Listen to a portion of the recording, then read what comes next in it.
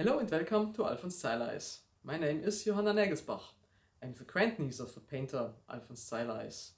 While Germany goes back to normal life, turmoils in the Palatinate just won't end.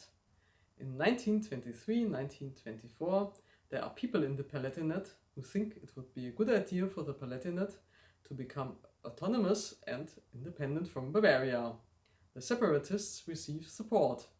You can find out from whom in this video. This drawing by the French artist Jean-Trois, Garde du Rhin, which means guard on the Rhine, was very popular in France after the First World War. A French soldier stands on the banks of the Rhine and sees a vision of Napoleon on his conquest of Egypt. France would very much like to incorporate the territories on the left bank of the Rhine, in particular the Palatinate. Alternatively, the establishment of an autonomous neutral state under the supervision of the League of Nations is an option. So, what could be more obvious than French support for separatist endeavors within the Palatinate? The leader of the Palatinate separatists, the farmer Franz Josef Heinz from Orbis, who sometimes pretends to be Baron Heinz von Orbis and has a penchant for extravagant clothing, women and horse racing, is the leader of the separatists. However, the members of the free peasantry of which he is president are not prepared to support him. For them, closer cooperation with France is important for better sales of their products. Nothing more.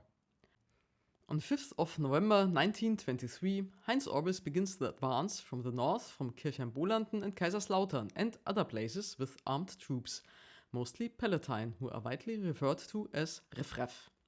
The confiscation of automobiles during the advance quickly earned this autonomous Palatinate troops the nickname Automobile-taking Palatinate. The French occupation supports the advance, provides trains, arms, and feeds the separatists, and takes action against the Palatinate population's defense measures with arrests. Fighting ensues with deaths and injuries, including in Neustadt, where the Zeileis family lived. On 12th of November 1923, the Palatinate Republic is proclaimed in Speyer. Despite support from the French, the population and civil servants refuse to recognize the government, which is punished by the separatist government with arrests.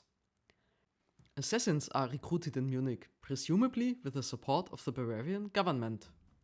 On 9th of January 1924 at 9:30 p.m., Heinz Orbis and several associates are shot dead in the dining room of the Hotel Wittelsbacher Hof in Speyer.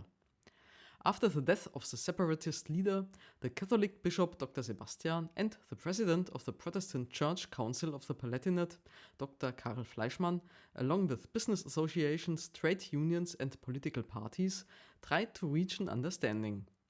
They explain the situation to the British Consul General Clive, who has been sent especially for this purpose, and emphasize the Palatinate's distance from separatism. The British exert their influence on the French. From mid-February 1924, the Palatinate officials are back in their places. From 1925, conditions normalize completely.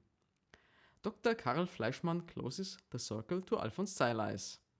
After Dr. Fleischmann's death in 1954, Alfons Zeileis is commissioned to paint him. The picture can be seen in many newspapers.